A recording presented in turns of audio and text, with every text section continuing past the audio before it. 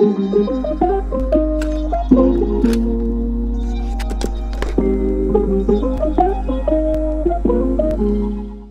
everyone.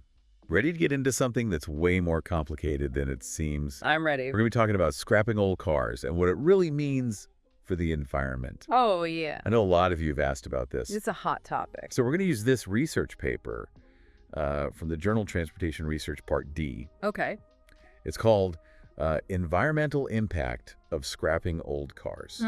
Straightforward title. Yeah, you know, it's interesting because I think a lot of people assume that scrapping cars is like automatically a good thing for the environment. Right. Yeah, that's the common assumption. But there are so many factors at play. It's way more nuanced than that. It really is. And this paper breaks it down. Like, Yeah. for instance, we all kind of have this idea that newer cars are better.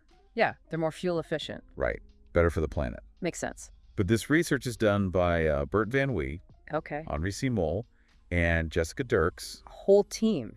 They actually challenge that assumption. Oh, wow. They look at the whole life cycle of a car, Interesting. not just what happens when you're driving it. Yeah, the whole picture. Exactly. So what did they find? Well, one of the big things is that making a new car Okay. uses a ton of energy. I can imagine. Like sometimes it's as much as 25% of the total energy that car will use, Whoa. like in its whole life. That's a huge chunk. That's before it's even on the road. Yeah, you don't think about that. No, you really don't. So, like, all that energy just to build it. Yeah. So Huh. it's not as simple as just, oh, you know, a new car is better. Right. It comes with this big energy cost. Absolutely. So how do they account for that in the research? Well, they came up with this really interesting concept called optimal car age. Optimal car age? Yeah, have you heard of this? I don't think so. Explain it. So it's basically the point where the energy you save from driving a newer, more fuel-efficient car is equal to the energy it took to make it.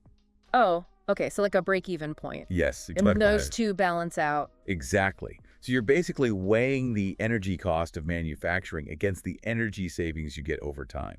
Makes sense? Yeah. So it's like finding that sweet spot. The sweet spot for the planet. Yeah. And get this, they did a calculation based on this idea that, okay, let's say fuel efficiency improves by 1% every year consistently. Okay. Hypothetical scenario. Yeah. And they said that the optimal car age could be as high as 19 years.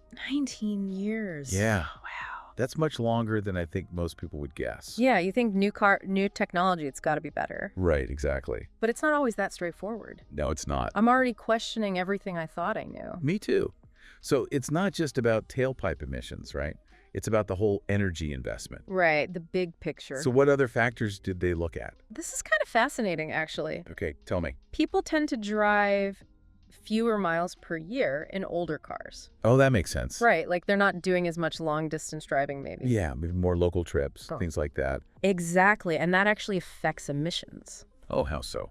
Well, even if an older car isn't as fuel efficient, Right, per mile. if it's being driven less overall, Less pollution. less pollution, exactly. So it's Right. like an unintentional benefit Yep. just from the way people use those cars. Makes you wonder if that's something we could, like, encourage, you know? Right.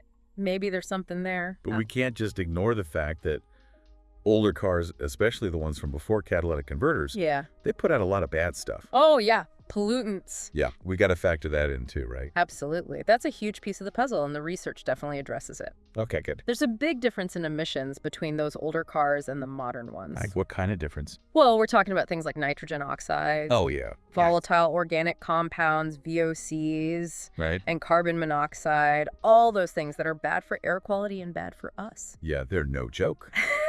Definitely not. So scrapping those older cars does have a positive impact then. Oh, for sure, especially in terms of those harmful emissions. Reducing those pollutants is a good thing. Big win for air quality and public health. Absolutely. Yes. So we're seeing this trade-off emerge, right? Yeah. Like energy costs for new cars versus the benefit of getting rid of those older polluting ones. It's a balancing act. It really is. And the researchers actually propose a really interesting solution. Really? What is it? They suggest that retrofitting older cars with catalytic converters Really? could actually be a better option in some cases. So instead of scrapping them altogether? Exactly. Give them a new lease on life, but make them cleaner. That's fascinating. Right. I never thought about that. So they argue that if the cost of adding a catalytic converter is less than half the value of the car, Okay.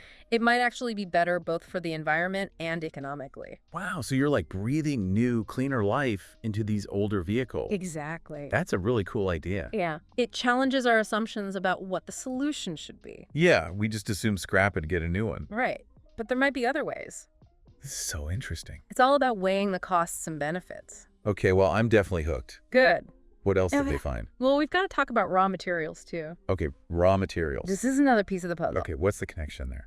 Scrapping cars can actually lead to a decrease in available raw materials. But don't we recycle the metal and stuff from those cars? We do, but recycling isn't always 100% efficient.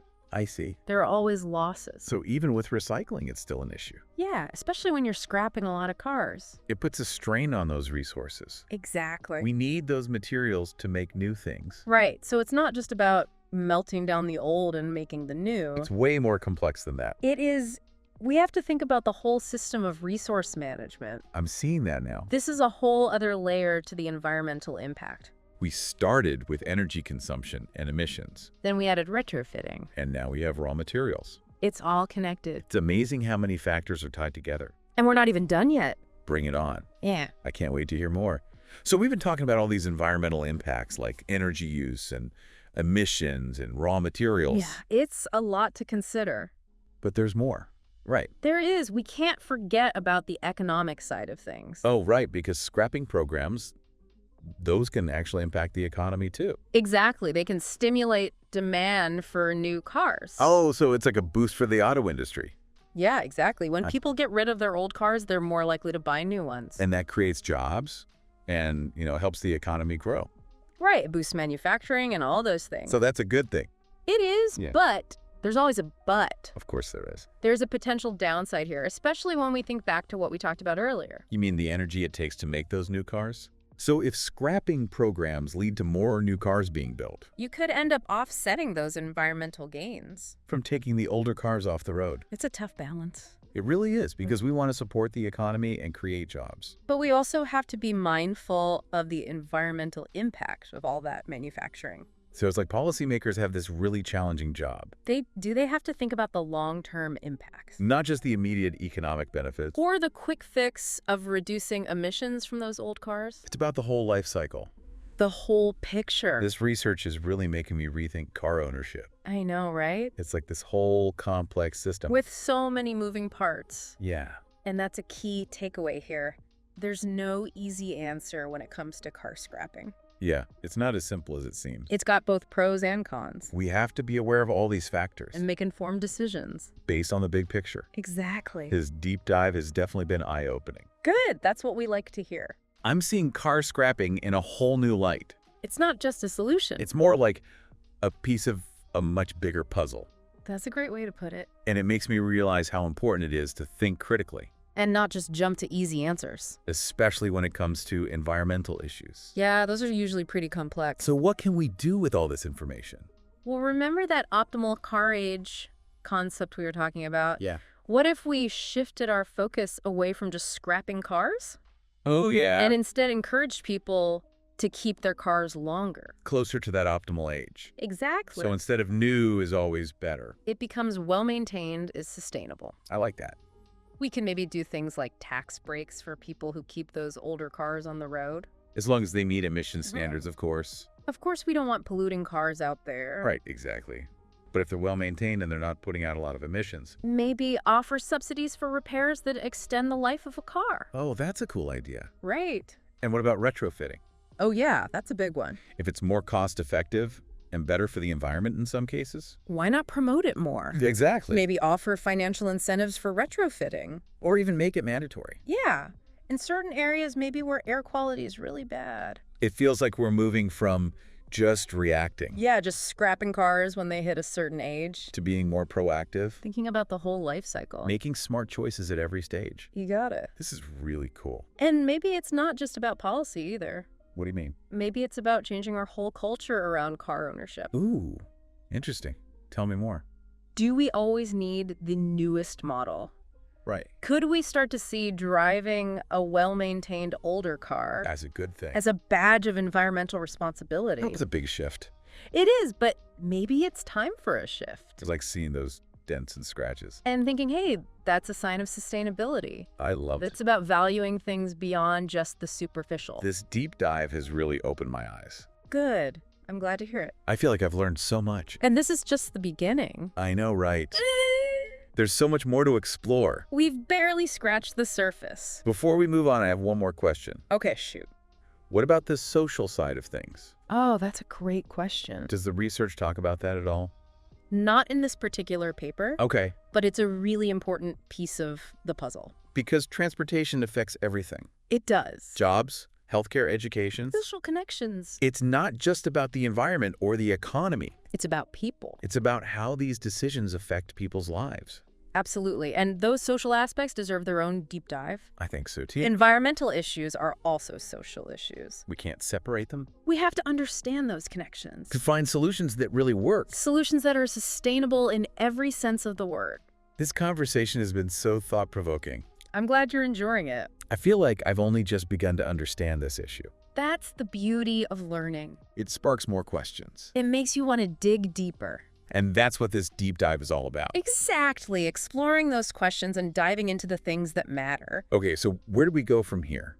We've uncovered so much about car scrapping. It's complex, right? Yeah, the good, the bad, the in-between. But now we have a better understanding. And we can start thinking about solutions. Solutions that are more effective and more nuanced. I like the sound of that. Give me some examples. Remember that optimal car age idea? Yeah, that was fascinating. What if we shifted our focus away from scrapping programs Okay. and instead incentivized people to keep their cars longer? Closer to that sweet spot. Exactly. Maximize the use of what we already have. Instead of assuming new is always better. It's a different way of thinking. I'm liking it so far.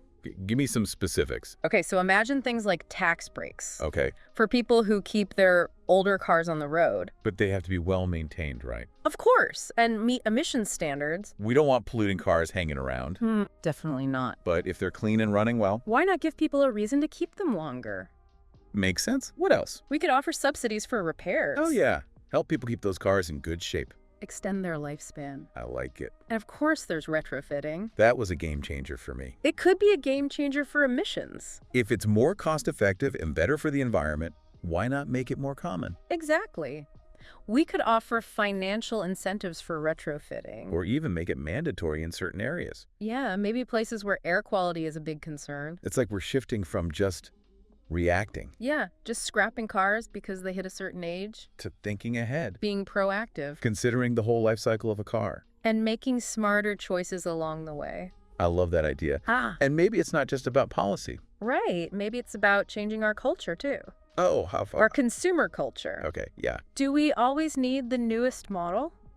It's a good question. Could we start to see those older cars The ones with a few dents and scratches, as a sign of something positive? like environmental responsibility. Exactly. Wow, that's a big shift. It is, but maybe it's a shift we need. It's like redefining what's valuable. Seeing beyond the superficial. I think you're onto something. It's about recognizing that sustainability. Isn't just about what we buy. It's about how we use and care for the things we already have. This deep dive has been incredible. I'm glad you think so. We started with a simple question about car scrapping. And ended up exploring this whole web of issues. Energy emissions, raw materials. Economics, even social equity. It's all connected. And we've only just scratched the surface. There's so much more to learn So much more to research and so much more to do. to create a more sustainable future. You've definitely inspired me to keep digging deeper Keep questioning those assumptions. and looking for those creative solutions, The ones that address the complexity of these issues. because they are complex. They are, but that's what makes it so interesting. It's so important. Exactly. So, to our listener out there, We leave you with this thought. what's the optimal age of the things in your life?